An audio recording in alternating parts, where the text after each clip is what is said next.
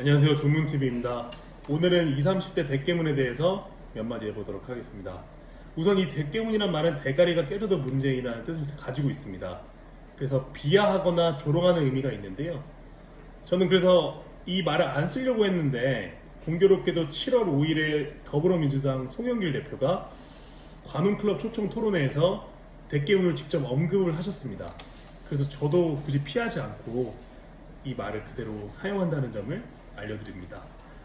우선 대깨문이란 이 워딩 자체가 우리 사회에서 주목을 받은 게 제가 볼 때는 이 윤석열 조국 사태부터 시작됐다고 봐요. 원래는 대깨문들이 가장 원하던 검사가 윤석열이었는데 그 윤석열이 문재인 정부랑 대립각을 세우고 조국을 수사하기 시작하니까 때로 몰려가서 욕을 했어요.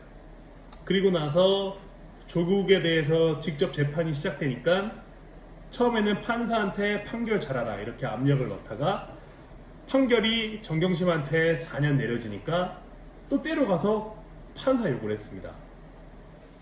요약해보면 자기네들 기준에 맞지 않으면 다 적폐라고 몰아가는 이런 유의 사람들이 대깨문이라고 보고요. 오늘은 그 대깨문들의 가장 큰 특징 3개를 나열을 한번 해보도록 하겠습니다. 우선 첫째로는 경쟁. 이 경쟁에 대해서 조금 언급을 해보도록 하겠습니다. 대깨문들 같은 경우에는 경쟁을 그렇게 반기지 않습니다. 또는 일반적인 경쟁 구조화에서 성과를 내본 사람들이 많이 없어요. 왜 제가 이런 분석을 하냐면 지금 대깨문들의 중추가 70년대, 80년대 사이에 태어난 여성분들인데 이분들이 주로 지지하는 정책들이 이런 것들이에요. 여성 할당제 확대 실시, 또 뭐 여성가족부 예산 확대 이런 것들이 있는데 일반적인 경쟁 구조화에서 우리나라를 살아온 사람들이라면 이런 정책을 지지할 수가 없어요. 그래서 대깨문들은 제가 정의할 때는 이런 경쟁을 잘 모르는 사람들 또는 이 경쟁이란 가치에 대해서 밸류를 많이 하지 않는 집단이라고 보는데 그렇기 때문에 자연스럽게 이게 학력이랑 또 연결이 돼요.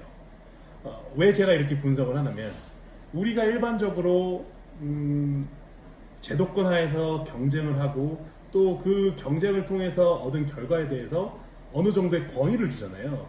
그러다 보면 자기도 성장을 해요. 그 경쟁 구조 하에서 어느 정도의 노력을 한 사람들은. 그래서 꼭 학교로 치면 이제 고등학교 입시생 같은 경우에 꼭 모든 사람들이 서울대 연고대를 갈 수 있는 건 아니에요. 하지만 자기가 열심히 노력하고 남들과 경쟁해서 내가 조금 더 분발하는 것이 나의 성장에 도움이 된다.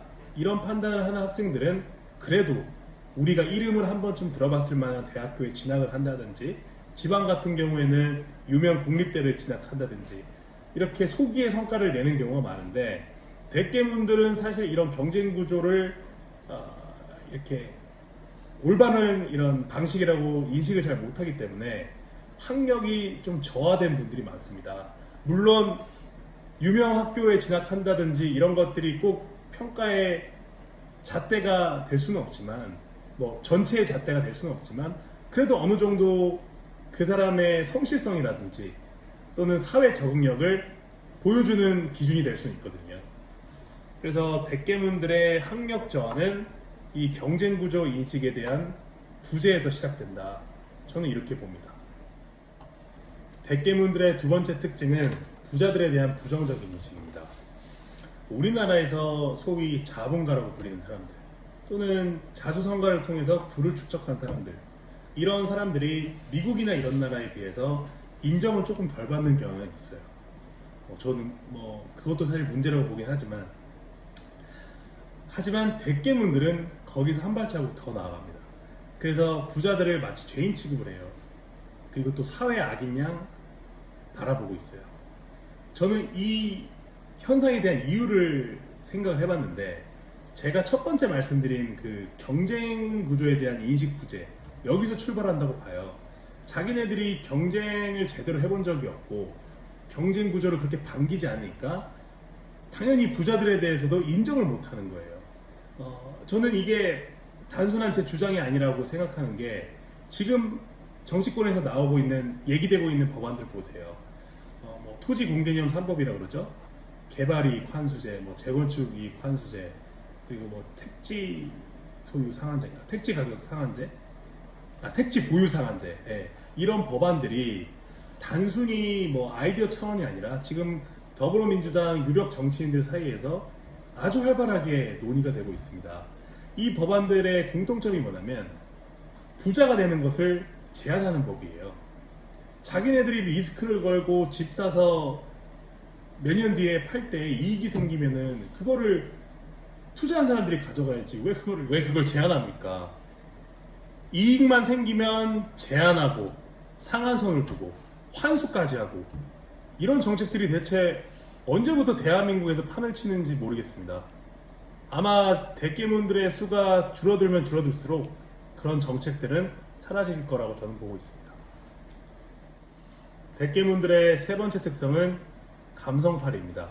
이 감성팔이가 무슨 말이냐면 이제 통치를 할 때 있어서 국민들한테 정책이나 청사진을 보여주면서 비전을 줘야 되는데 자꾸 감정이나 이런 마음을 자극해서 호응을 유도하는 방식을 뜻합니다.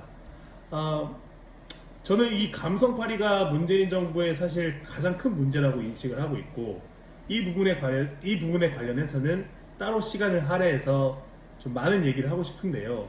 오늘 이제 이 영상을 마무리하면서 한 가지만 좀 말씀드리면 문재인 정부의 총체적인 정책 실패는 이 감성팔이를 거의 모든 부분에 다 가지고 들어왔습니다. 부동산 정책에서도 감성팔이를 했고 일자리 정책, 청년 일자리 정책에서도 감성팔이를 했고 심지어 에너지 정책에서까지 감성팔이. 우리나라 원자력 기술 수준이 세계 탑5 안에 드는데 마치 원자력 발전소를 가동하면은 모든 국민들이 몇 년 안에 큰 위기에 처하는 것처럼 계속 홍보를 했고 결국 서류 조작까지 하면서 탈원전 정책을 할 때는 이 원자력 기술이란 것이 마치 악의 존재인 것처럼 몰아간 것이거든요. 이 정부의 정책 진행 방식이 다 그런 식입니다.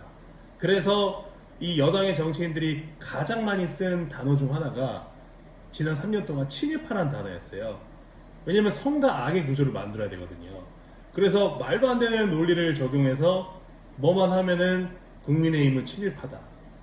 이런 식으로 몰아갔고 처음에는 국민들이 그런 여론몰이에 흔들리다가 이제는 더 이상 속지 않습니다. IQ는 없고 EQ만 발달한 문재인 정부의 정책 이제는 그만해 주시길 부탁드리고 아직 대깨문을 탈출 못했다면 하루라도 빨리 탈출하시길 바랍니다.